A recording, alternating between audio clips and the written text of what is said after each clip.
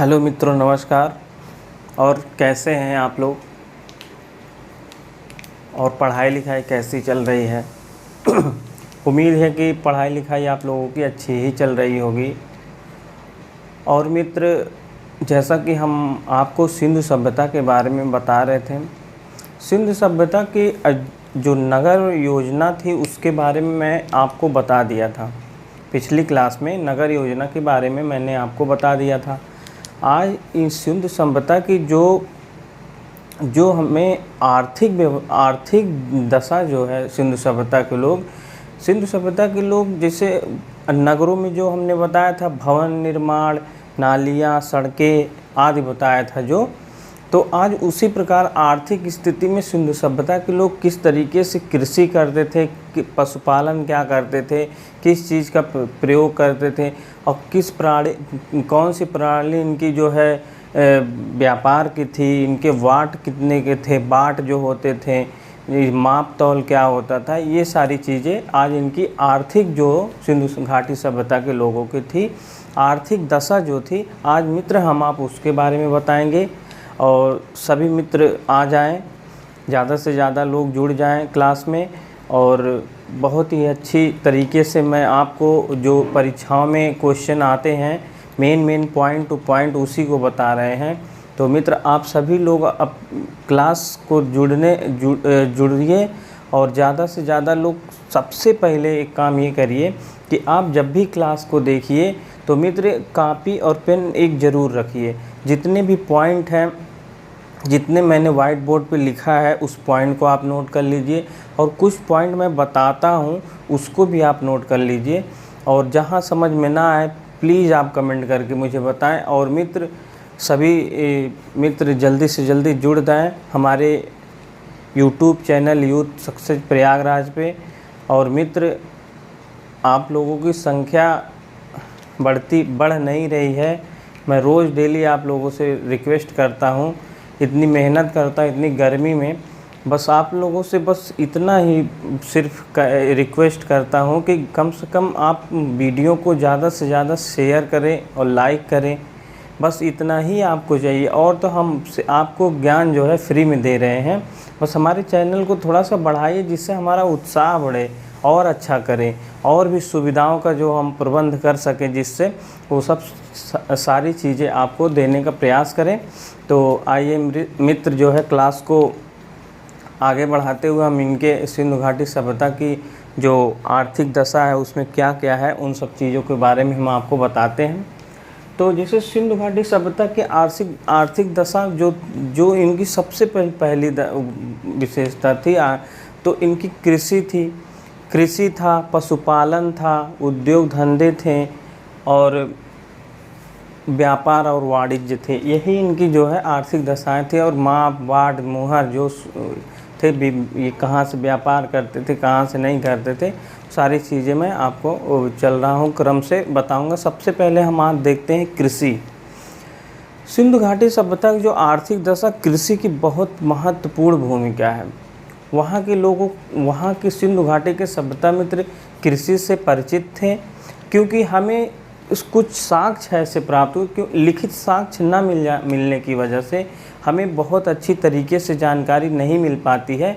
लेकिन हाँ, जो पुरातात्विक साक्ष्य हमें मिले हैं उन्हीं से हम अनुमान लगा के देखते हैं कि यहाँ पे कृषि के भी साक्ष्य मिले हैं, कृषि होती थी। जैसे कि हमने आपको बताया था कि कालीबंगा में जुते हुए खेत के साक्ष्य हमें मिले थे। और उन खेतों में दो प्रकार की खेती होती थी, दो तरीके के बोए जाते थे फसल। इससे हमें जानकारी मिलती कि यहाँ कृषि होती थी। और दूसरी चीज़ की बनावली में जो है, बनावली नामक स्थान से मिट्टी की जो है हमें हल के साक्ष्य मिले हैं। तो इसे हल के खिलौने का साक्ष्य जो मिला है, हल के साक्ष्य मिलने की वजह से हम ये अनुमान लगा सकते हैं मित्र कि यहाँ के लोग जो थे हल से कृषि करते थे। तो यही दो, मतलब जो मेन चीज़ें हमें साक्ष्य में मिले हैं उन्हीं से अनुमान लगाए हैं कृषि करते थे। और कुछ हमें फसलों के बारे में जानकारी मिलती है, जो फसलें थी उनसे भी हमें पता चलता है कि ये लोग जो है कृषि करते थे। तो इसलिए आइए देखते हैं कौन कौन सी कृषि कैसे जैसे यहाँ सबसे प्रमुख विशेषता थी, यहाँ के लोग जो है हल का प्रयोग करते थे खेती के लिए। और मित्र एक चीज़ और, आज जो वर्तमान समय में, आज तो वो नहीं, कुछ साल पीछे जो है, अभी वर्तमान में जो है तो लकड़ी का हल होता था गांव में और बैलों से जोता जाता था। तो उस आप लोग देखे होंगे जो गांव से बिलॉन्ग करते हैं मित्र, वो तो देखे ही होंगे कि किस प्रकार का हल होता था। मैंने देखा है था, और उसमें 2 बैल लगते थे, एक लंबा सा लकड़ी होता था, उसके फिर ऐसे एक लोग पकड़ के उसको चलाते थे, उसी से खेत जोता जाता था, फिर फसल बोई, फिर उसी बैलों के माध्यम से होता था। तो उसी प्रकार की आज जो है इतने सिंधु घाटी सभ्यता में इसी तरीके से खेती की जाती थी। लेकिन वर्तमान समय में तमाम प्रकार के ये ट्रैक्टर आ गए, हार्वेस्टर आ गए, तमाम चीज़ें आ गई, बहुत सारी सुविधा हो गई है। लेकिन उस टाइम नहीं था तो हल का प्रयोग करते थे। और जो आज के हल जो हमें मिले थे लकड़ी के बैलों वाले, उसमें जो है मित्र हम लोहे का प्रयोग करते थे, जो जिससे खेती होती थी लोहे का प्रयोग करते। लेकिन सिंधु घाटी की सभ्यता लोगों को लोहे का ज्ञान नहीं था। तो अनुमान यह लगाया जाता है, या तो उनका हल जो नीचे जोता जाता वो नुकीली लकड़ी रही होगी, या तो इनको तांबे की जानकारी थी, कांसे की जानकारी थी। तो ये तांबे या कांसे का होता था। तो मित्र ये है, आपको इतना पता हो गया। तो खेती जो है हल से किया जाता था। और दूसरी चीज़ ये कालीबंगा से हमें जूते खेत मिलने की, जो आप पॉइंट नोट करते जाइए मित्र, कालीबंगा से जो जुता हुआ खेत मिलने की वजह से हमें ये अनुमान लगाते हैं कि यहाँ के लोग कृषि करते थे।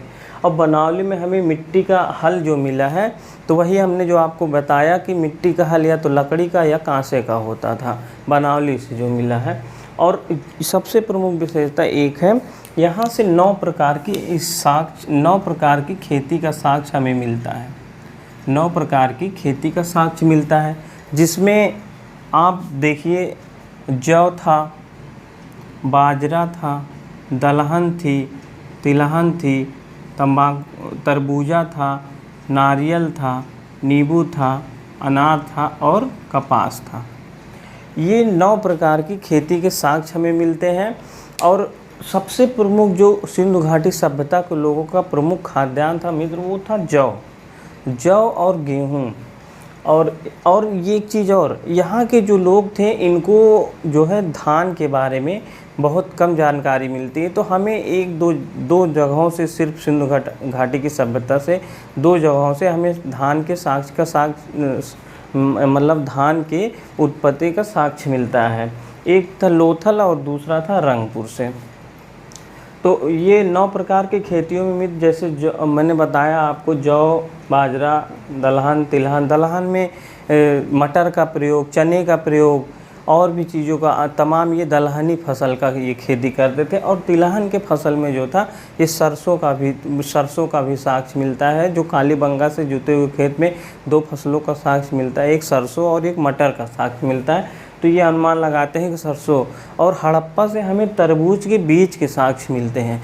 जो तरबूज जो होता था उसके बीज के साक्ष्य जब मिले हैं, तो इससे हम अनुमान लगाते हैं कि सिंधु घाटी के सभ्यता के लोग तरबूज का भी प्रयोग करते थे। और नारियल का भी कहीं कहीं साक्ष्य मिला है, नींबू का, अनार का और कपास। तो जो सिंधु घाटी सभ्यता के लोगों का सबसे, मतलब सिंधु घाटी सभ्यता ने कपास की खेती की प्रारंभ ही इसी सिंधु घाटी सभ्यता से होती है। यूनानी लोग जो आए थे उन्होंने ये कपास को सिंडन नाम दिए थे। तो उसी के नाम से अनुमान लगाते वैज्ञानिक, सिंधन से सिंधु घाटी सभ्यता, तमाम तरीके के नाम में उसका वो था, हमने आपको पहले बताया था पहली क्लास में। तो ये कपास का जो ये सर्वप्रथम जो अगर हम माने तो सर्वप्रथम जो कपास की खेती का प्रारंभ होता है ये सिंधु घाटी के सभ्यता के लोगों द्वारा होता है। और लोथल से हमें चावल के साक्ष्य मिला है और रंगपुर से धान की भूसी का साक्ष्य मिला है। और ये जो यहाँ की जो कृषि थी मित्र, ये हमें अन्नागार होने की वजह से हमें ये प्रमाण मिलता है कि यहाँ की जो खेती होती थी, खेती जो है उर्वरा शक्ति बहुत ही अच्छी थी। क्योंकि ये लोग खेती जो करते थे इनको रखने के लिए, मतलब घरों में तो रखते ही थे, लेकिन इतना ज़्यादा पर्याप्त हो जाता था फसलें कि ये अब वो एक जैसे आज के ज़माने में गोदाम कहा जाता है, जैसे हम लोगों के यहाँ आलू हो जाता था, हम लोग गोदाम में जमा कर देते, जब ज़रूरत होती निकाल लाते हैं। तो उसी प्रकार ये जो अन्नागार बनाए हुए थे, तो अन्नागार में ये अपने जो है फसलों की जो भी फसलें होती थी वहाँ रखा जाता था, कभी भी ज़रूरत होती थी उसका प्रयोग लोग करते थे। तो इसलिए हमें यहाँ मतलब ये भी पता चल जाता है कि यहाँ की जो उर्वरा शक्ति थी बहुत अच्छी थी। अब ये कृषि हो गई। आइए हम देखते हैं पशुपालन। पशुपालन में तो सिंधु, जैसा कि आप जानते ही होंगे, सिंधु घाटी सभ्यता का सबसे प्रमुख पशु जो था इनका कुबड़दार बैल। कुबड़दार बैल के साक्ष्य हमें बहुत जगहों पे मिला, मोहरों पे मिला है, तमाम मोहरों पे हमें कुबड़दार बैल का साक्ष्य मिला। और जो हल से खेती का साक्ष्य भी मिलता है वो भी कुबड़दार बैल का साक्ष्य हमें मिलता है। और कुबड़दार बैल का ये लोग पूजा भी करते थे। तो मित्र आइए अब देखते हैं यहाँ हमें किस किस चीज़ों से, जैसे हमें मोहर, ये चित्र ही मिले हैं, मुझे कोई ऐसा साक्ष्य नहीं मिला पशुओं का। तो जैसे मोहर हो गया, मोहरों पे जो चित्र बने हुए थे उससे हमें पता चलता है। मृदभांड थे, यहाँ मृदभांड पे जो चित्र बने हुए थे उससे पशु पक्षी छपे थे, उससे हमें पशुओं की जानकारी मिलती है। और हड्डियों की जो भी हड्डी जो होती थी उसको भी बनाते थे, उस पर भी चित्र बना देते थे, उस पर भी हमें जो है पशुओं को कुछ चित्रों के साक्ष्य मिले। और मूर्तियों पे भी मिलते थे। जैसे हमें एक मूर्ति मिली है, पशुपति शिव की जो मूर्ति मिली है, उसके नीचे आपको बताया था कि बाघ, बैल, गैंडा और उसका साक्ष्य मिला है, हाथी का। तो उस पर इसी तरीके ऐसे चित्र हमें, और 2 हिरन का भी साक्ष्य मिला था। तो उसी प्रकार ये हमें जानकारी मिल जाती है कि इनके पशु पालने की, मतलब ये लोग पशुओं से जानकारी। और इनके कुछ पशु जो पालतू पशु के बारे में जानकारी जैसे होती है, पालतू पशु में जैसे इनका तो सबसे प्रमुख वही बैल था। गधे का भी हमें साक्ष्य मिलता है, हड़प्पा से गधे की हड्डी के साक्ष्य मिलती है। बकरी, भेड़, हाथी, कुत्ता, ये सब मतलब इतने, हिरन आदि, खरगोश और बहुत सारे जो पशु थे और पक्षियों में जैसे बत्तख हो गया, मुर्गा हो गया और तीतर हो गया, बटेर हो गया, इन सब के तमाम हमें साक्ष्य मिलते हैं। पशुओं में ये और भी बहुत सारे पशु हैं, लेकिन जो मुख्य पशु हैं जो साक्ष्यों में हमें जहाँ मिले हैं, हम उनको आपको ये लिख दिए हैं। और पक्षियों में वही हम बताएं ना, मुर्गा, तीतर, बटेर और बत्तख, ये सब आदि का प्रयोग मांस के लिए प्रयोग करते थे, मुर्गा कीड़ा उड़ा के लिए, तमाम तरीके को। और जंगली पशुओं में जैसे गैंडा का साक्ष्य हमें मिला है, उस पशुपति की मूर्ति के नीचे जो बाईं तरफ गैंडे के मिला है। बाघ का भी मिला है हमें चित्र वहाँ से। तो इससे हम अनुमान लगाते हैं, मतलब और जंगली सुअर के भी साक्ष्य कहीं कहीं मिले हैं। तो इससे ये इनके पालतू पशु थे। और ये जो साक्ष्य मिले हैं, ये गैंडा और सुअर और बाघ जो थे ये जंगली पशु थे। और पशुओं का पालन जो ये लोग करते थे मित्र, दूध के लिए करते थे, मांस के लिए करते थे। और जैसे जो उद्योग धंधे करते थे, भार वाहन जैसे कोई चीज़ सामान ढोने के लिए करते थे। बैलगाड़ी आप लोग देखे होंगे कि नहीं देखे होंगे, बैलगाड़ी की तरीके ऐसे पशुओं से भी ये लोग जो ढोते थे, आज भी कहीं कहीं देखने को मिल जाता गांव में बैलगाड़ी। उसी प्रकार बैलगाड़ी का भी ये लोग प्रयोग करते थे। तो उससे पशुओं से ही वो बैलगाड़ी को माल ढोने के लिए करते थे।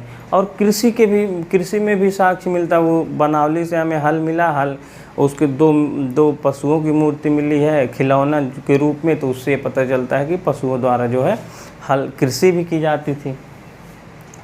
तो इतना आप पशुपालन हो गया, इनका सबसे प्रमुख कृषि था, दूसरा पशुपालन था।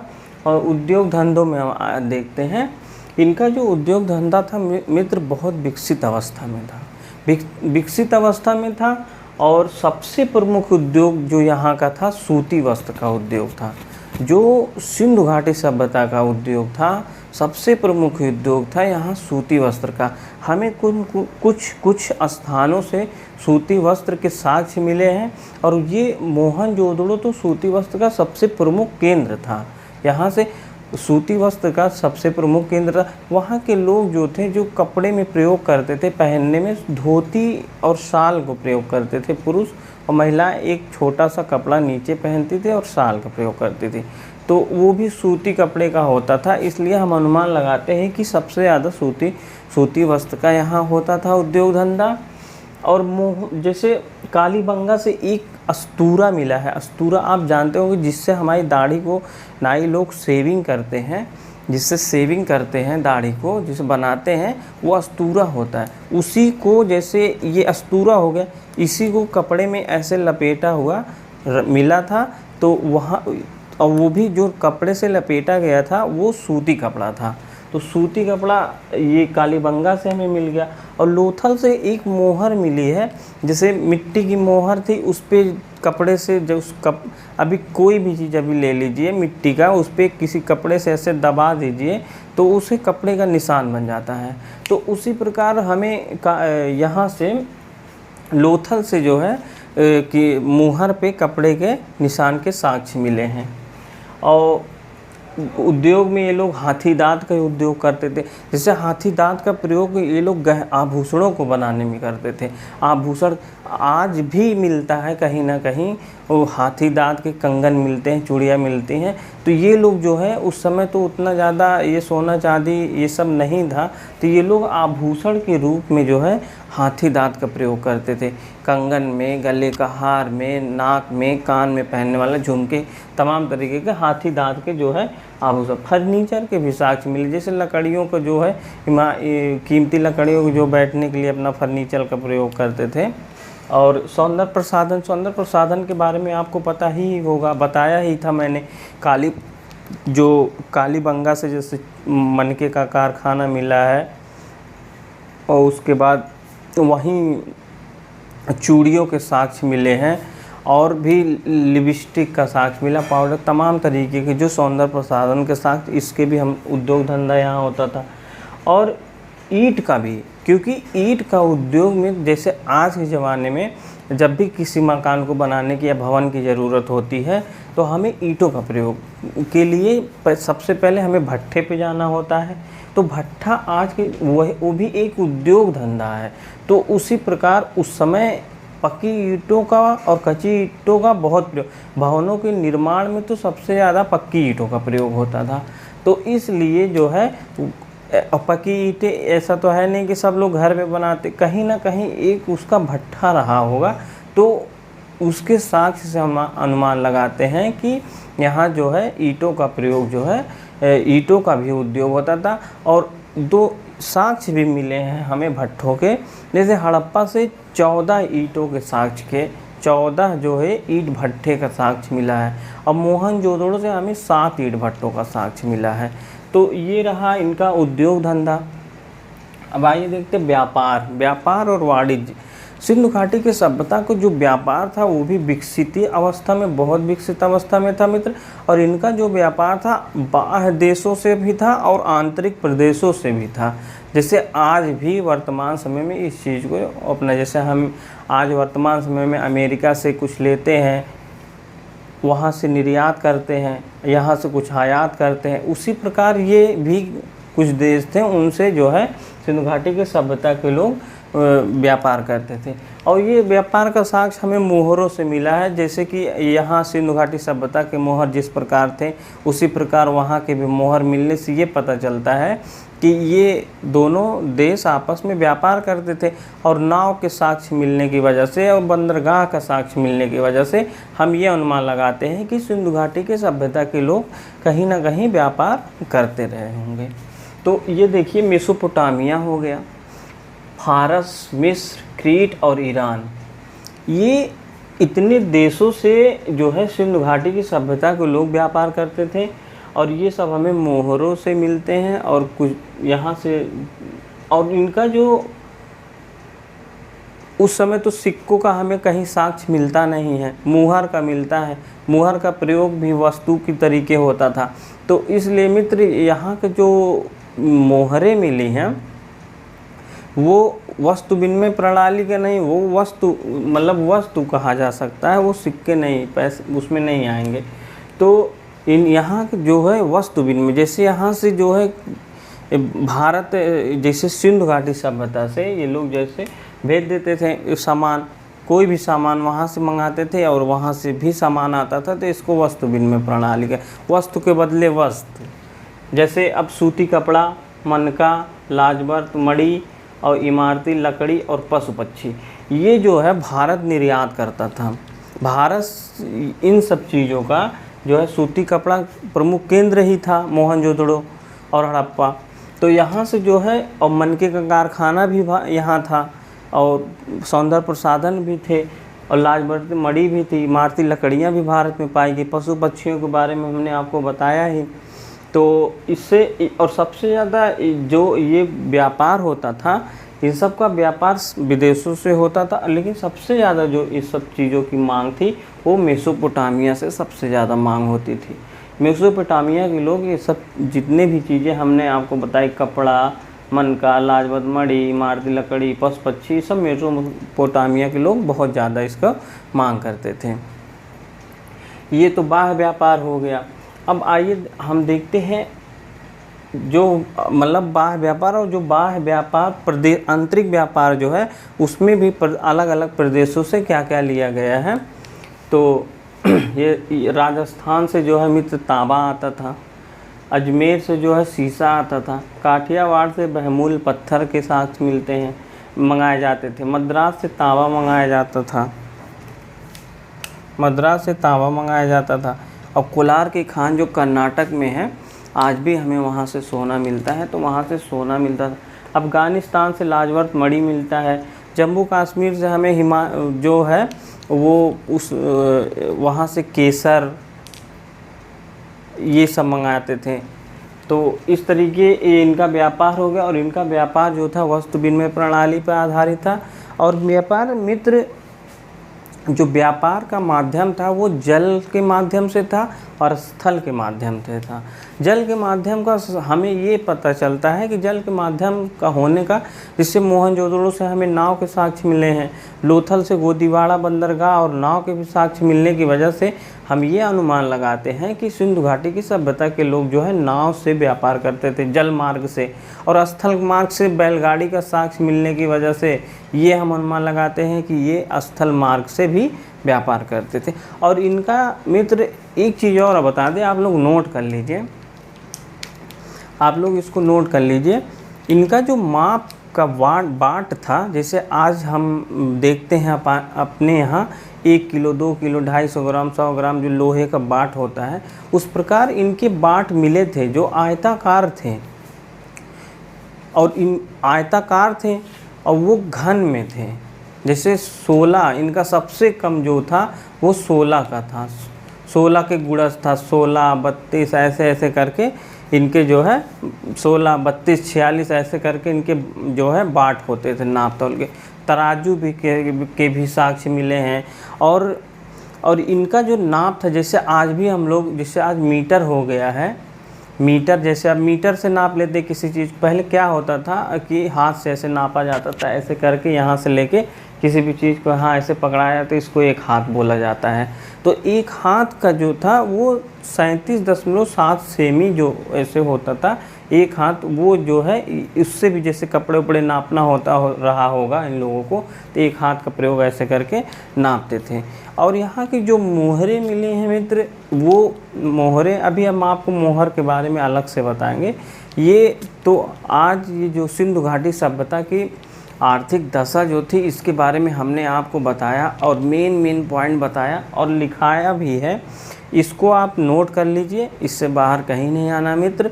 अब अगली क्लास में हम जो है आपको सिंधु घाटी सभ्यता की सामाजिक जीवन बताएंगे। सामाजिक जीवन में वो किस तरीके रहते थे, उनका खान पान क्या था, उनका वस्त्र आभूषण क्या था, उनकी धार्मिक जीवन क्या थी, उस सब चीज़ों के बारे में बताऊंगा।